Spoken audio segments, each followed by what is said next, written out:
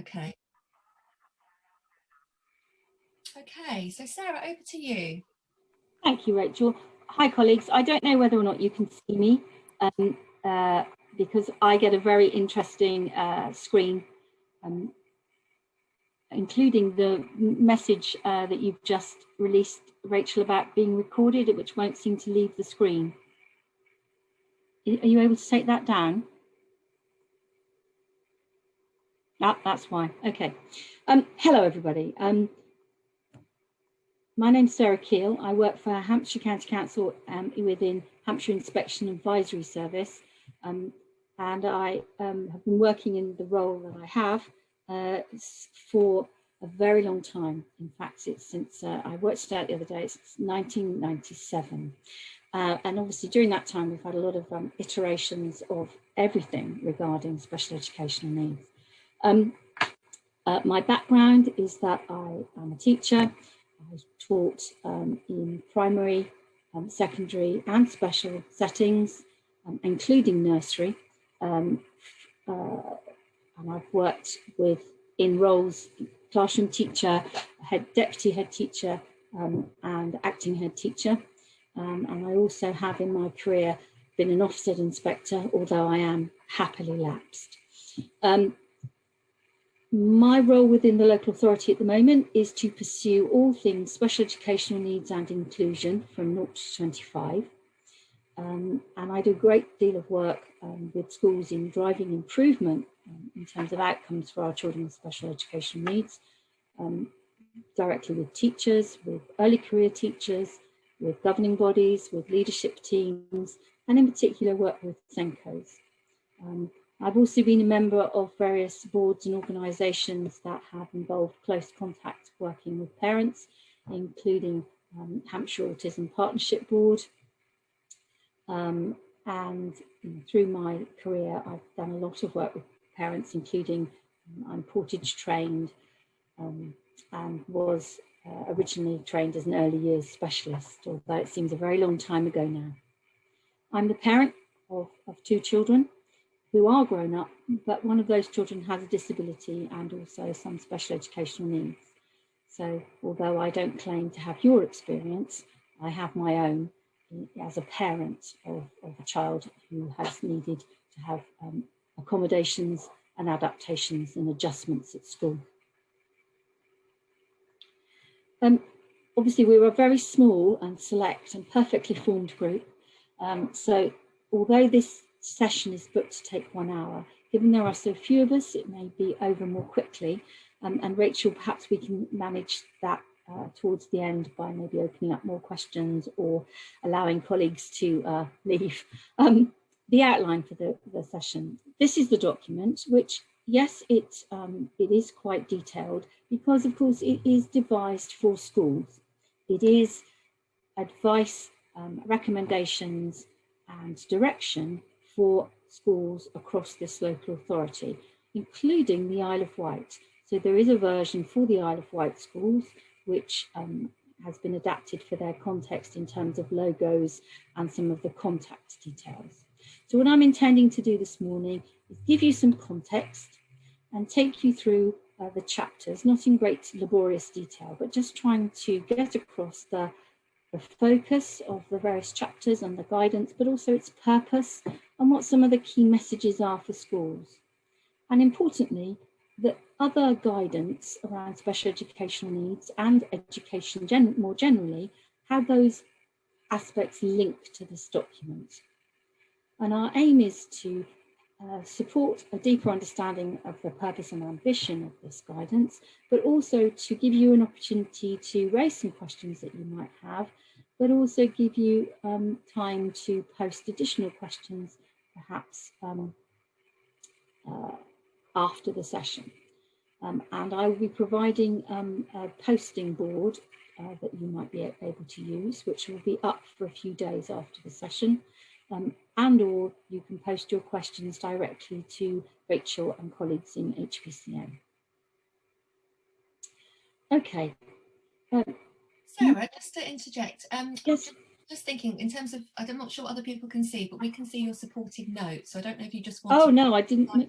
Sorry, those were They might just be for your info. They are, and they are notes that I've used across many sessions. So I don't know why you can see them, because normally you would not be able to.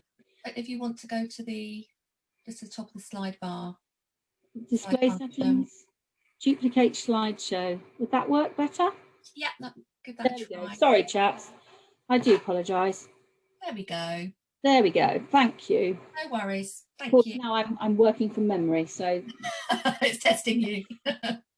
I've done versions of this presentation to schools, to colleagues in HIAS, to the Governor Forums, to SENCOs, to the Isle of Wight, to so many different people that my notes are no longer really relevant, but they still trigger me and make me remember things. So I do apologise that you could see those. Okay, so this is the structure of the support guidance. And as I've said before, it is very much guidance for schools. The way in which it was constructed, however, was to involve multiple people. And so colleagues from Hampshire Parent Care Network, I believe, and or representative parents were also involved in the production of this document. It was published in March 2021 and has been rolled out subsequently. And we're doing an awful lot of work with individual schools and networks of schools and all settings to unpack this document for them and to provide sort of deeper support and guidance. The document can be accessed at this website, or you can access it simply by putting into Google Hampshire SEN Support Guidance for Schools, and the link will come up. So this is the structure of the document with 10 chapters. Some are very detailed, some of them are very brief. But as you can see, it tries to give a broad and relevant selection of information across these really quite important areas of SEN provision within schools. So I've got a dodgy mouse, so when I click, it doesn't always, there we go. Okay, so the purpose, and this I've adapted from the actual document, it's all about that ambition that we all have for children and young people with special educational needs, and the importance of recognising difference and variance of need, getting away from and trying to move thinking away from a medical model of provision, although there are medical aspects to some children's special educational needs, and looking at neurodiversity and the variance of need more positively. It's also very much about helping schools to plan effectively, to make sure that their SEN support provision is thoughtful, is well informed, is properly aligned to the child's actual needs and their experiences, and that it also meets the requirements and expectations of both the Code of Practice and local authority policy and guidance, and by implication a wider network of documentation that affects young people with special educational needs.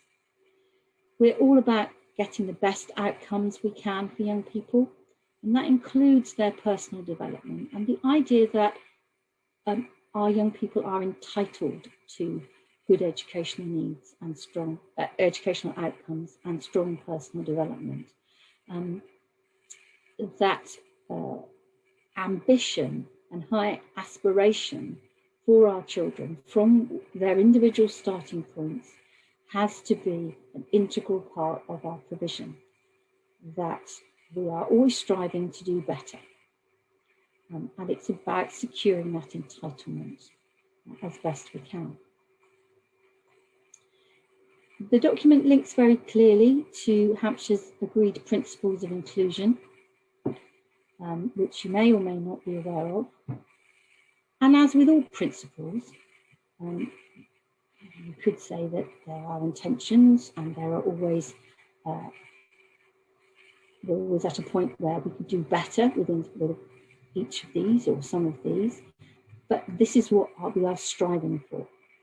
This is what we have in mind, And I'm having many conversations, or I have done historically, and will do into the future, emphasising that a school needs to be good for all of its children, not just for those who are successful learners.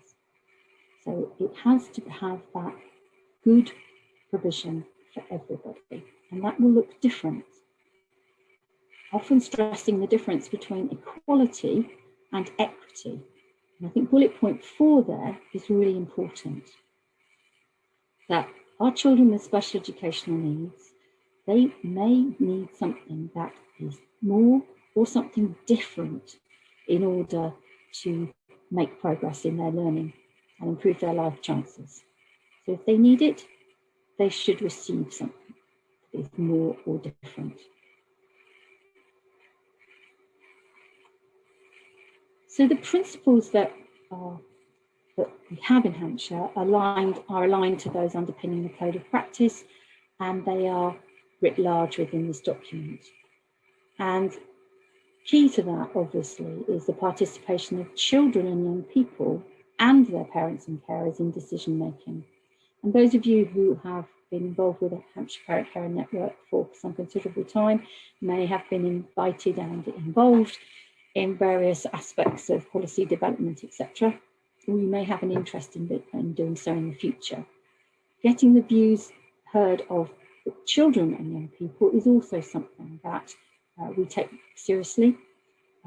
We don't always do it as successfully as we might, but we're still making sure that their views are sought. And I have colleagues particularly working in this field to improve those opportunities. And we've got some very exciting development going on around the participation of children and young people. Early identification clearly is a key factor, and we have to link with our partners in health often to make sure that we have a joined up approach to this. There are clearly challenges, lots of good intentions within the SEN Code of Practice in terms of alignment and joining up, which haven't always been realised in practice. But again, we all keep striving to achieve this. Looking at choice and control around support, so thinking of personal budgets as one example, but also being involved in the conversation about what's available for children and young people is really important. And as I've mentioned, collaboration. For me, working in HIAS, the fundamental focus is on developing high quality teaching and learning and provision to meet the needs of children and young people with special educational needs. It's not good enough to simply have lots of separate interventions in place. It is about making sure that each and every teacher in a school has the repertoire of strategies to put into place in their teaching, in their day-to-day teaching, that's going to add value to children's learning and progress. It's about making sure that teachers are fluent in using those strategies. So a lot of my work and that of my colleagues is about supporting teachers and others in schools to develop that skills, knowledge and understanding. Sarah, can I just ask a question as a parent carer, and it might be a question for others that might want to ask, is newly qualified teachers are coming out of universities now, so would have previously been called NQTs. I think they're having a new name now going forward. Yes. What's on their curriculum now in the way of SEN? Because I know historically we've always thought that, you know, teachers historically didn't have much in the way of you know, curriculum content around SEN. How is that being addressed now by degrees, teaching? Okay, so the new thinking from national government around newly qualified teachers is they're now called early career teachers. Yeah. And there has been a reframing of the content and curriculum that they receive in their first couple of years of teaching. Okay. That is designed to boost their knowledge, skills and understanding of many aspects of teaching and learning, but also, and in particular, meeting the needs of children with special educational needs. Now, the university level teaching, I think you're absolutely right. There, special educational needs has been a bit of an add-on. When I do my work, as I have with NQTs historically, and I ask who has had specific training on special educational needs during your university degree, the percentage of people who put their hands up is quite limited. But the aim of the government's new initiative is to make sure that in those first 2 years after qualifying, early career teachers will receive dedicated and specific professional development, including professional development in special educational needs. So they're trying to address that gap. Okay. Now, as a local authority, we've always had an NQT programme, and I've been very heavily involved in that, and I've been driving a programme around meeting individual needs for all. So it's been very, very targeted. So, you know, it is there. I don't disagree, Rachel. I think it has been, it's in need of a boost, but you know, we do work on it. Yeah, and it's definitely improving, and I think that's the thing, isn't it? It's a systemic thing. It's not and I think one of the things I can say is that my work with SENCOs, I've been driving their thinking around their role in improving the experiences of those new teachers, and the fact that the SENCO role has changed and that they're expected to lead special education needs, not just sort of be the special needs teacher, is a good development, because it means that they're getting alongside their colleagues on driving the quality of teaching and learning. But they're having a voice in terms of developing classroom practice, which is, to my mind, good. Yeah, thank you. Does that help? Okay, so that's the first sort of section of the document, which is very much about, you know, what the purpose, the focus, some of the associated principles. So the second path, whoops, hang on a minute, whoop, I went too far, here we go. Okay, so the other thing I wanted to just mention, of course, is that there are associated documents that are driving our thinking and our delivery around special educational needs. This document replaces something that Hampshire had, which you may have come across if you are the parent of an older child, which is our original grey book, which is decades ago, and our more recent SEN Support Guidance 2017. The new document is really trying to reinforce current research evidence and development in thinking around special educational needs, and it directly references this document, which is SEN in mainstream schools, which again is very relevant and very useful. The guidance also is emphasising that continuing need to secure parental confidence in schools provision, that parents need to have the belief, but also the evidence that a school is going to meet their child's individual needs effectively. And that's not just around children with special educational needs, that's about all our children. We need to have confidence in our schools. The documents links very clearly to the Children and Families Act, the Equalities Act, etc., etc.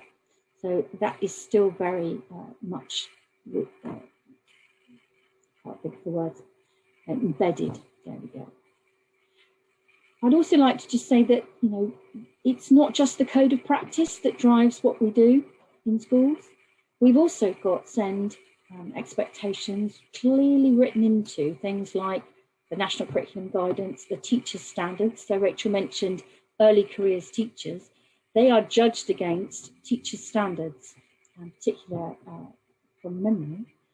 Teachers' Standard 5 is linked to making the right provision for children who have special educational needs and other vulnerabilities. SEN is also a high profile aspect within the Ofsted framework.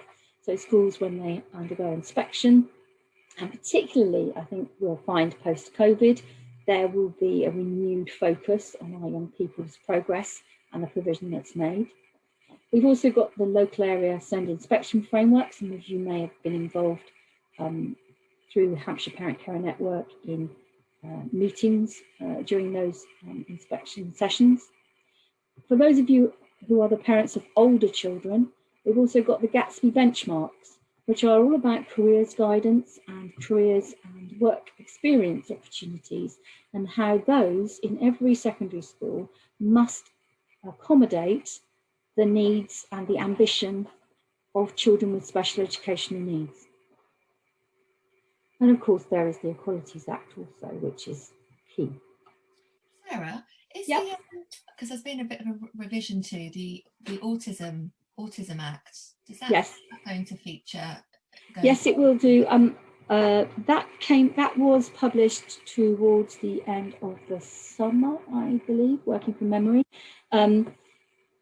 The Hampshire Autism Partnership Board obviously are tasked with taking that document and unpacking how that is going to affect local strategy.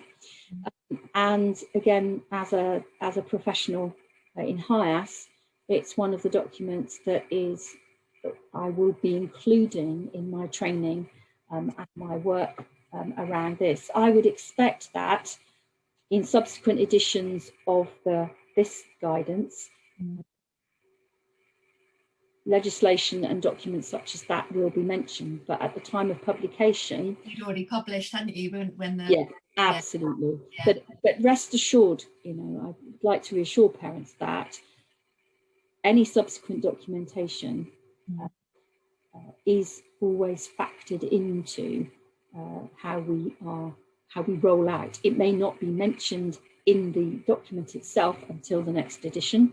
Yeah, no, absolutely. Just parent carers here, some of you may already know, but the Autism Act was brought out over a decade ago. I think it was actually the year my daughter was born, bizarrely, and they wanted to bring out kind of a new revised amendment to the Act, and it was slightly delayed. The launch was delayed because of COVID, etc. Yeah.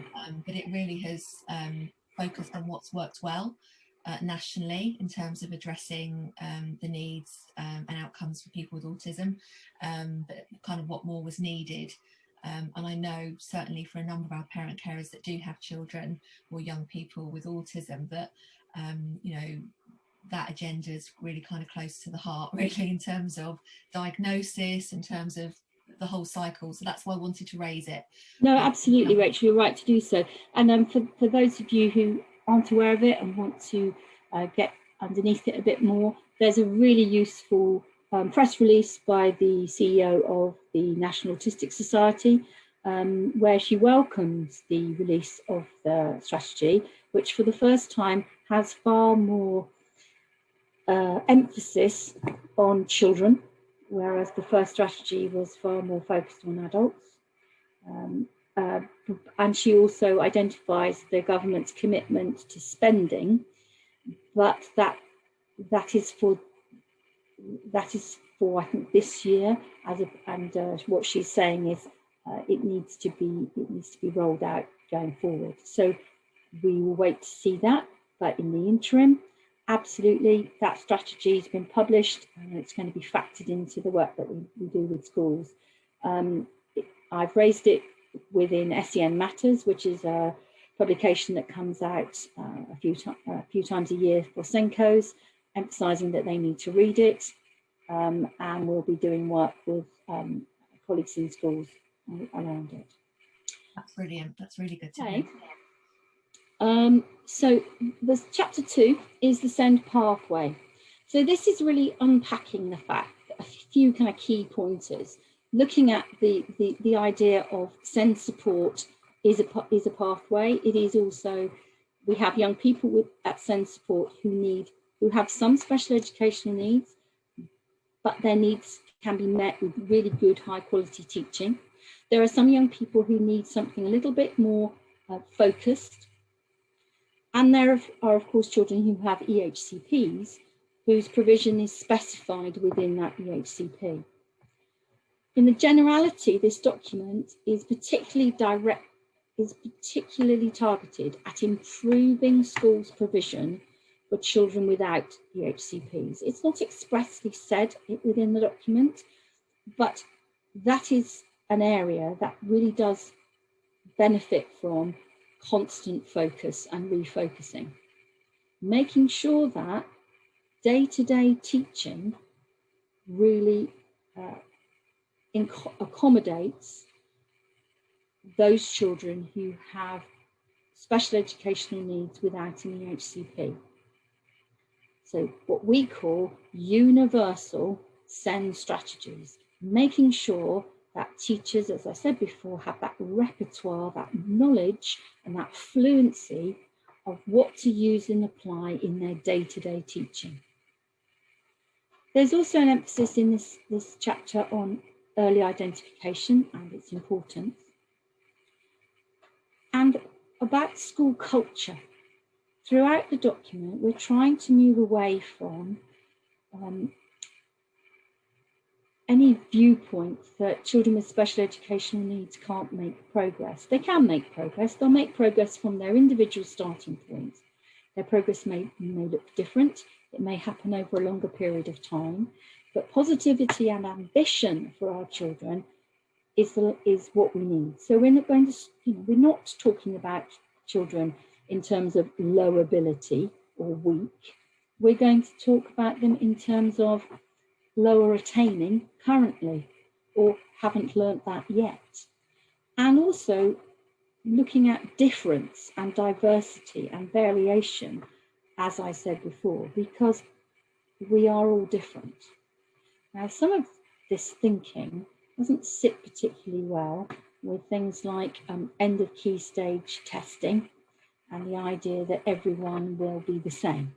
However, we want to emphasise that we need schools to always have that ambition for children. Section 2 is also about making sure that schools are aware of the adjustments, the accommodations, the adaptations that they can make that should be ordinarily available. Now, when I first started teaching, which clearly was a very, very long time ago, using a visual timetable in a classroom was seen as highly specialist. Now it's every day. Just about every mainstream classroom in the county will be using a visual timetable that's up for all the children to see.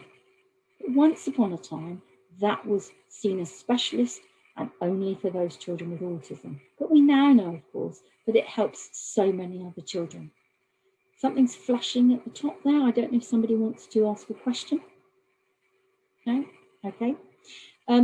So what is ordinarily available is a far broader spectrum than maybe 10, 15, 20 years ago. Obviously, in terms of the context of schools, it is more or less difficult to put some provision in place, because it is about capacity, it's about context, but we're talking here very much about those ordinarily available strategies and provision. We're not talking about highly specialist things. And if you, obviously the SEN pathway itself is described through that link.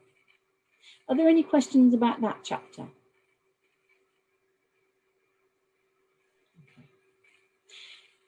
Chapter 3 is all about working in partnership, how vital it is to have effective partnership. And the first thing we have to do is we have to make sure that we listen to and take account of the perspectives of parents and carers. And I know that everyone's experience is different, and having had a balance, inevitably, parents and carers are perhaps understandably mistrustful of certain schools or certain members of staff, etc., etc. but it is, when things have gone wrong, it's about repair. The first thing, but let's never get to that. Let's make sure that from the very start, particularly at the point of transition, and there's a chapter about that, we are listening to and taking account of the perspectives of parents, but also, and particularly with older children, the perspective of children and young people. What is it that they feel that it works for them? A lot of the work I'm doing with secondary schools is encouraging SENCOs to actually ask children what helps them learn. And that might seem as extraordinary, but a lot of children with special educational needs, including those, and particularly those without an EHCP, come into schools with a history of having had X, Y, and Z provision. And it's continued, and it may no longer be relevant, and particularly for an adolescent, to have too much teaching assistant attention at the time of adolescence. It's not necessarily what's going to work for them amongst their friends. So getting those perspectives of children is important. Making sure that we've joined up our roles and responsibilities of everybody who's in school, but also that we're joining up with wider partners in meeting needs and making provision. So I thought there's so few of us, however, we'd try a chat bar activity, but as there are so few, as Rachel said before, we could perhaps talk out loud. We always focus on dysfunction, but I'd like to actually focus on what's been effective in terms of communication between you and your school. What do you think has worked well, and why has it worked well? Is there anyone who'd like to share?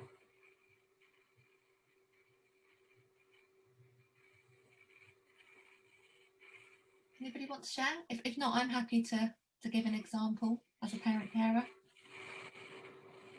Has anybody got any examples of communication? No. I think, sorry, I'll jump in quickly as no one else is talking. I have noticed that some people have put stuff on the chat. I didn't know if you'd spotted it.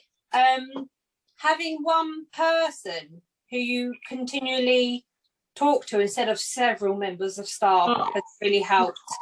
Yeah. Is that Valerie? Yes. Hello. I'm sorry, I can't see the chat, Valerie, but I can see. I can't see that question on the chat actually, Valerie. Have you just put that on there? Oh, no, I didn't.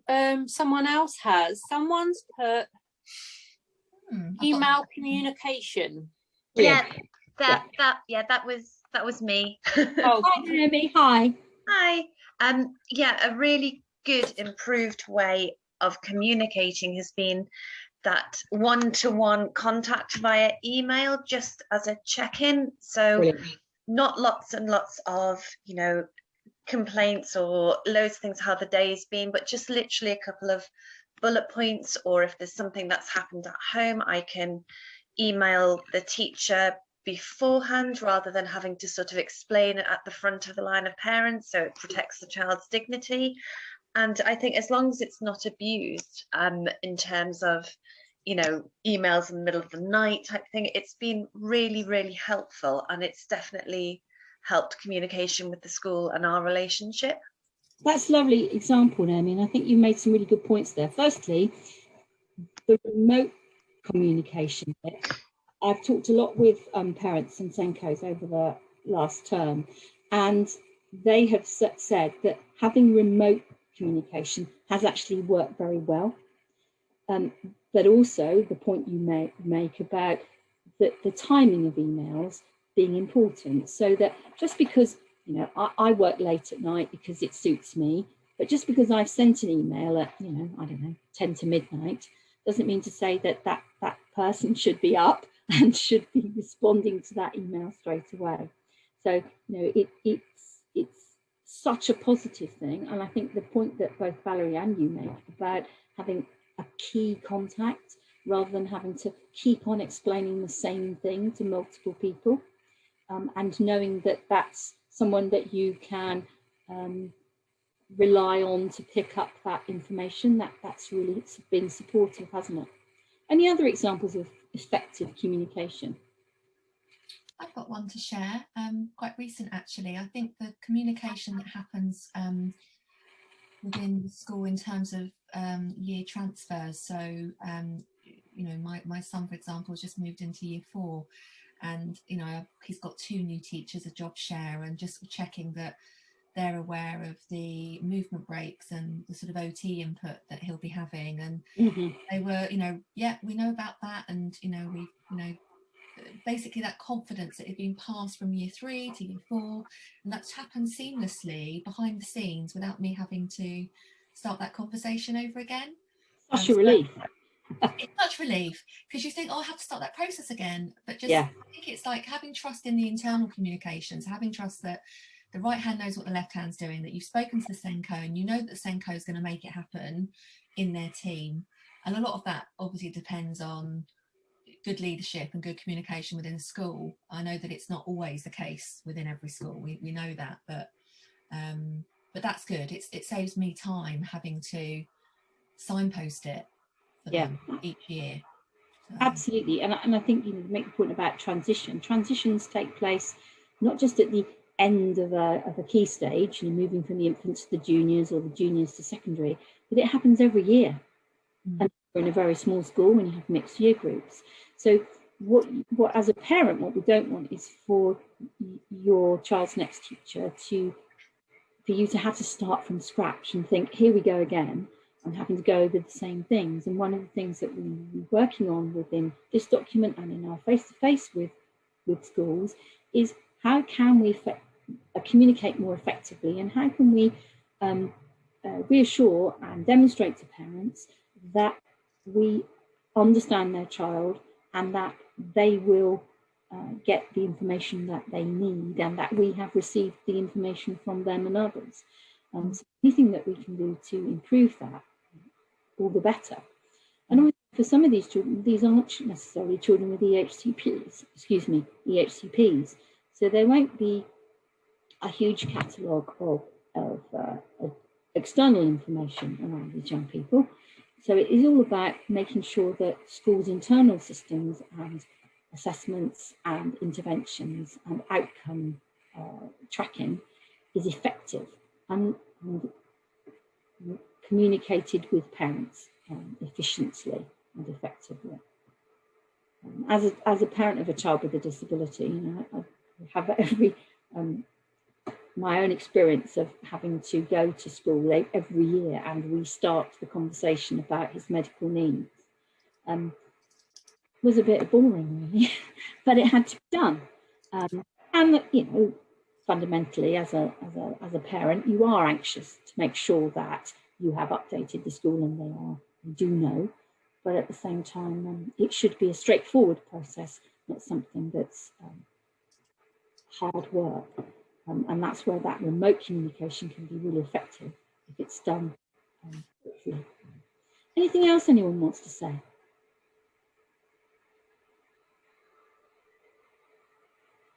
Thank you. So effective communication and working with parents is a key aspect. And we know, of course, that there can be that rhetoric reality gap. You know, we've always all experienced to some degree that, oh yes, we'll be doing that, but then someone forgets and it doesn't happen. But as a local authority, we're working with schools to make sure that they've got that parent-carer engagement as part of their whole school strategy around special education needs.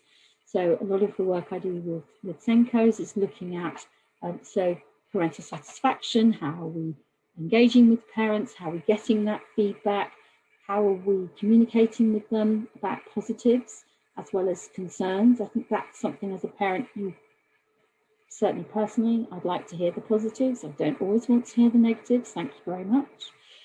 Making sure that we don't just do something once a year or we have a coffee morning once a term, but that it is ongoing and that we're all trying to get to the same goal, which is to improve outcomes. Listening is important and personalising our communication strategies. Some parents would much prefer to receive a letter. Some people would much prefer to receive an email. Some people would much rather have a chat. But we need to see what's fit for purpose and also what's manageable for both the school and for the parent. And we have to reach that kind of compromise. And inevitably and unfortunately, if there is disagreement, we need to have a complaints procedure which is shared and it's understood and it's applied and it is available to and takes account of both the parents and carers and the school, so that it works for both aspects of any complaint. So chapter 4 is all about the graduated approach, the approach that is to identify what a young person might need, to put a plan in place to provide that, to do it, to review the impact of what we've done, and to go through that cycle again.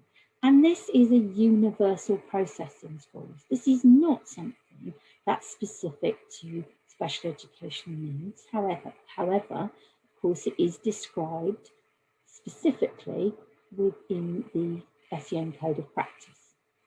So schools are applying this cycle for all children, but for those children with special educational needs, they are applying that within the context of the SEN Code of Practice. And at each of these stages, the guidance helps the school unpack what should be or could be going on in school, what activities should be taking place, and of course this chapter links to the strategies that should be put in place. Sarah, can I ask a question? And of course. I might be asking it on behalf of other parents, because I think sometimes there's a narrative for our parent carers that when they're seeking to get support for their young person, that the school SENCO might say we need to do certain cycles of assess, plan, do and review before we can maybe commission educational psychologist input or even consider an EHCP, for example.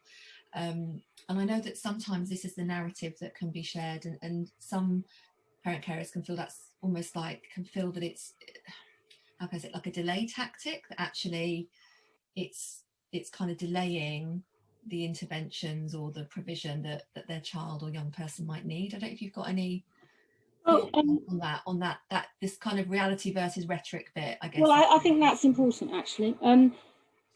Okay, so what we state in this guidance is that there is no kind of, if you like, arbitrary hoops that have to be jumped through. If a child needs something at a certain point, then if that's the professional's decision within school, so for example, a decision to put in place a short time limited reading intervention, for example, just off the top of my head, then that is a professional decision, and that can be put in place. There is no need to go through some arbitrary process in order to get to it. When that, if you like, kind of falls apart a bit, is around when a parent feels that there should be, they would like to make a request for statutory assessment on the pathway to an EHCP, potentially. At that point, the school is required to demonstrate all the steps that they have carried out. What provision have they put in place? How have they adjusted that?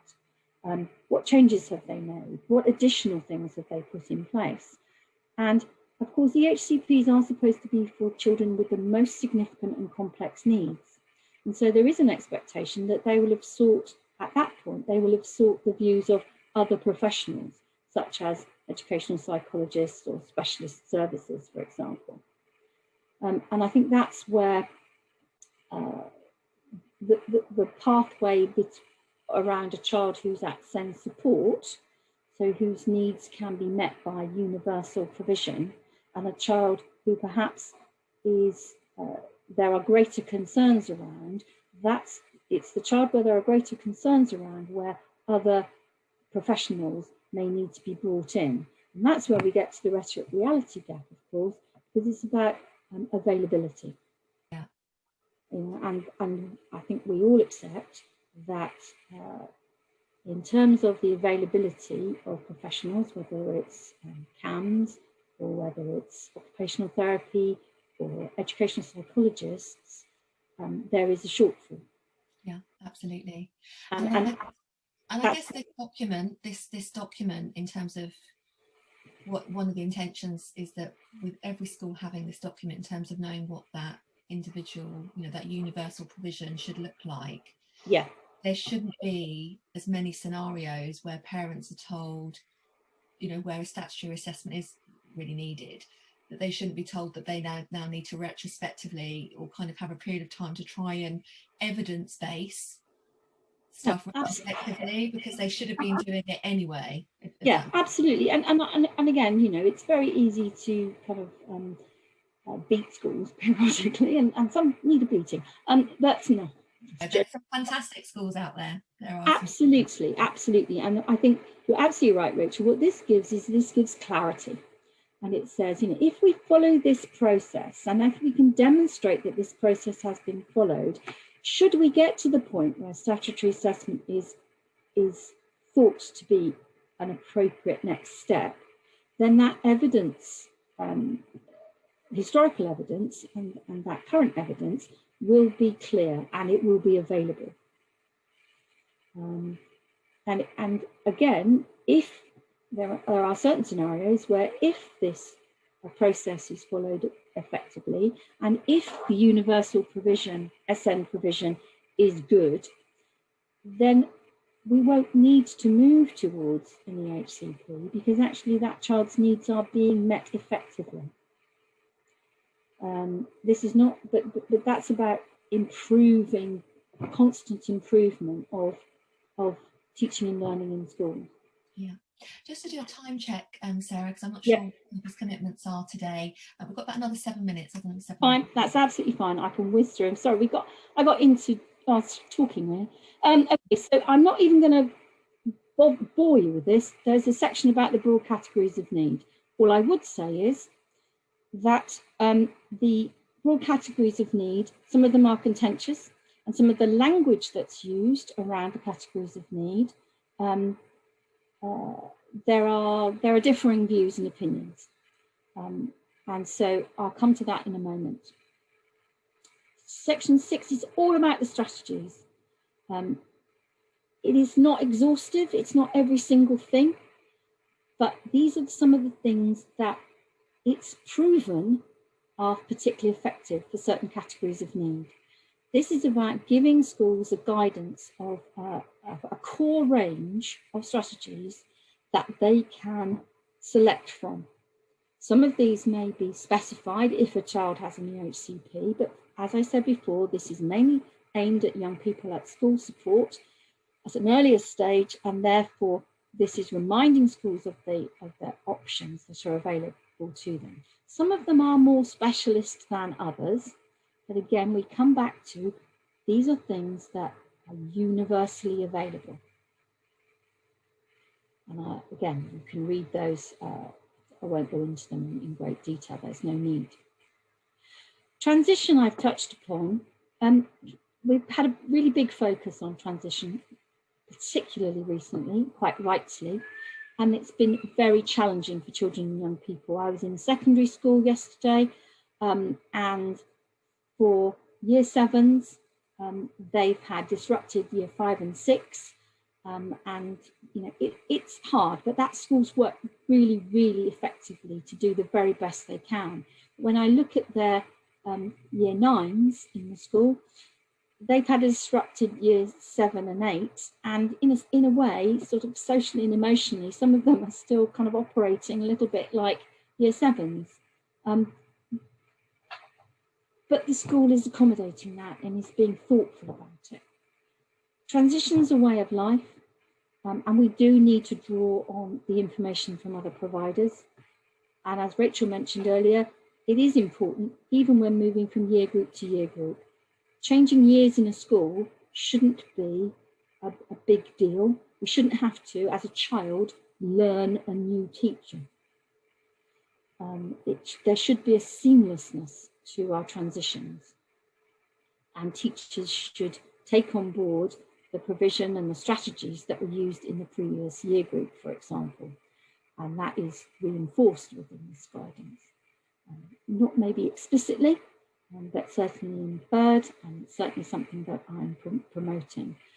Hampshire Educational Psychology have a transition document which they've produced, and those of you who are involved in any national organisation will know that the National Autistic Society, the Council for Disabled Children, and lots of other organisations produce transition material.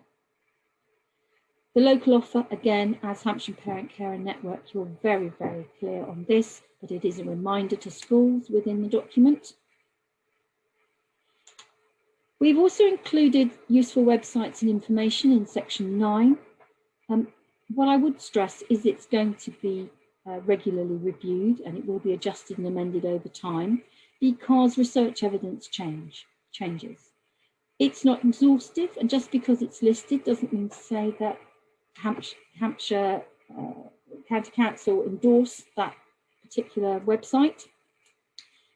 We're always saying to schools, and I would say the same to parents, that we all need to apply care in our sourcing and use of additional information. There's an awful lot of false information out there, particularly on the internet. We need to check the validity and the authenticity of information, and always look at the research evidence there might be to back something up. I always remember a head teacher saying in a meeting I was at this school, we put in place the strategies that are based on evidence and research, not what we've just Googled off the internet. And actually, that's exactly what we all need to do. So those websites and information, that will be regularly updated. That is the intention. And finally, the glossary. There are some definitions in there, and I think those colleagues who may have been involved, certainly in the early discussions, there was quite a lot of conversation about things like, should we use people first language, so child with autism, or condition first language, autistic person? And again, within the politics of special educational needs, there are different viewpoints. We're moving away, as I've said before, from medical model language like disorder and condition, and we're trying to talk about difference and diversity far more. But again, some people's identity is tied up in their label, their condition, for want of a better descriptor. So I used the example here of Asperger's syndrome, which is no longer a diagnostic term medically, but there are people for whom, or Asperger, I'm an Asperger person, is part of their identity, and we have to respect that. Also, something like dyslexia, it's sometimes described as a learning difficulty and sometimes as a learning difference. And the examples I give here are actually on the same page on the British Dyslexia Association website. So we all have different language that we use.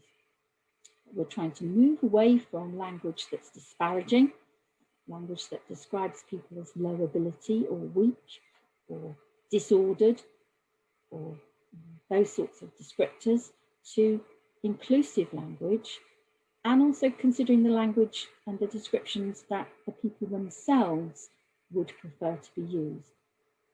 And that's going to be different for different people. And we acknowledge and we accept that.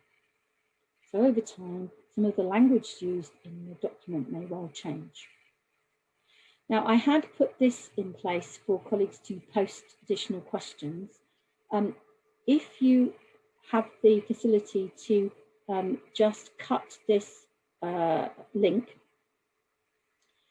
and save it, I will leave this board up, this ideas board up, for a few days, so that if you do want to post any questions, I'm thinking, Sarah, do you want to copy and paste it into chat? I can't see chat. I can't get into chat. Okay, let me see if I can do it. That would be brilliant. I can't get into your presentation, unfortunately, to do that. Okay, well, what I'll do, Rachel, is if I send it to you, perhaps you would be able to email it. We can email Yeah, it out with the absolutely. presentation. That'd be Now, fantastic. I'm not going to leave it up forever, okay, this board, because and also, obviously, I shouldn't have to say this, but I'm going to say it, I won't accept anything that is inappropriate. But if you've got any questions that are relevant to the document, I'd be very pleased to receive them.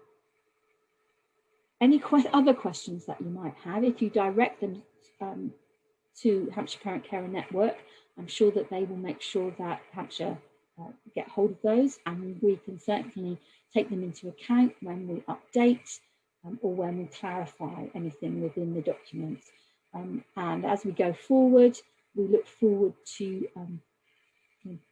refreshing this, but also reflecting the experiences that you may have as parents of children in schools where this document is being used. This is not a checklist to use with a school. It is a working document for schools to use, but it is important that as parents and carers, you're aware of it and know and feel reassured that Hampshire parents and carers have had input. If there's something there that you would like to know more about, or as I say, you want clarification on, then please do get in touch with your network, who will pass that on. Yeah. So I'm sorry for gabbling, but no, really helpful, Sarah. Thank you so much for your time today. I know that you've obviously invited kind of more input in terms of the document, you know, in terms of ongoing kind of versions and iterations, but does anybody have any sort of questions related to the presentations, the workshop, that you want to ask Sarah now before we say goodbye? I just wanted to quickly ask, if okay, it's Stacey. Now the document has been created and implemented and rolled out, are all the schools in Hampshire aware of it? Should they be aware of this now? That's a very good question, Stacey. It's let's think of all the different ways it's gone out. It's gone out as a school's communication. It has gone out with a direct mailing alert. It is being flagged at all SENCO network meetings, at the Resource Provision Network meetings. It's been flagged to the Governor Forum and thereby the all governing bodies. It's gone through the head teacher networks, yeah, and there are more. Okay, so they should be aware of it. And just to add as well, I think Sarah, you'd agree with me, I know that there was intention, so in March there's the new heads training that's happening in March. My understanding is it's going to be there as well, so any new heads that are coming into position, yes, be that secondary or primary, they will also be having it as part of their induction. Absolutely, and it's an integral document within all training events where it has a relevance. So as I said before, early careers teachers, subject specialist networks, those sorts of things. It is a bit like when we put out documentation around safeguarding young people. This is a core document. So Stacey, if you ask in your school and you get a negative response, they don't know about it, then introduce them to it, and I hope that through the work that we're doing, more and more schools will be able to say, oh yes, rather than, oh, I think I should. Because of course the difficulty for schools is all of these sorts of things have been published at a time when they've been focused on the day-to-day calamity of COVID. Yeah. We've had some really good research reviews, for example, published nationally, and they've just dropped into a void. So we're doing all we can to make sure that this doesn't disappear and it's at the top of people's agendas. But if you find it's not known, please let your school know. Okay, thank you. Where you can. Yeah. Yeah. Just to say, Stacey, not the same document, but I know when I was starting my journey with my daughter's school around girls and autism and the fact that, flying under the radar, I signposted in a helpful way rather than a judgmental way. I signposted a document by NASN, who was basically a 20-page document which was a call to action of headmasters and headmistresses to really understand the presentation of autism in girls. And actually they hadn't seen it. They hadn't, I mean, it wasn't obviously a document of this nature, but it's now something that the SENCO and the head are actually giving to other families. So me just sharing that document and saying, you know, have you seen the latest evidence around girls, and it won't present in the same way as boys, was actually a real turning point. So don't be afraid to couch it in that way. Yeah. Yeah, I know, you know, prepared, you know, obviously they need a bit of time, but hopefully as a SEND parent, you know, should be seeing this linked into the school's kind of SEND policies and you know. Absolutely, it should. I'm starting to see it being mentioned in the SEN information reports, that kind of thing. Yeah. Please, thank you, Stacey. Louise, you've no got problem, thank you. Yes, it was just off the back of that conversation actually to ask whether that applies equally to academies as well as maintained schools. Good question, Louise. Very good question. Well, through the Governor Forum, because we do have academy governors attend the Governor Forums, Naomi may be able to speak if it's my Naomi or whether it's one of the HPCNs. I know my colleague was going to try and attend, whether or not it's gone through our contacts with academies. I can say that quite a lot of academy SENCOs do attend our events, and therefore they are getting that message. Whether or not those head teachers will be getting that message, that's something that is more difficult to promote. Obviously, there are academies that choose to engage quite directly and very positively, and there are others that keep a distance. But certainly they are not left off mailings and information and invitations. Okay. If your child goes to an academy and you, as we were talking before, want to signpost this document, please do so, because it's freely available. Okay, thanks. Any other questions for Sarah before she goes? No? Well, just wanted to say thank you so much, Sarah, for your time today. Pleasure. Coming and informing us of the great work that's been done around this document. And, you know, as Sarah said, it was very much a co-production effort with HPCN.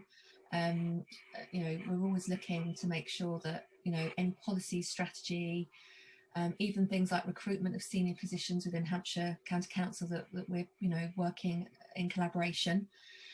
So that we can make sure it's well informed from a parent care perspective. So if any of you want to get involved in any of that sort of future work or iterations of this document or anything else, then so please let us know. But thank you so much for your time. What we'll do is if you want to put your email in the chat now, I'll collect those, send those to Lucy, who will send out the presentation, will send out the link for the chat function that Sarah referred to. And obviously if you've got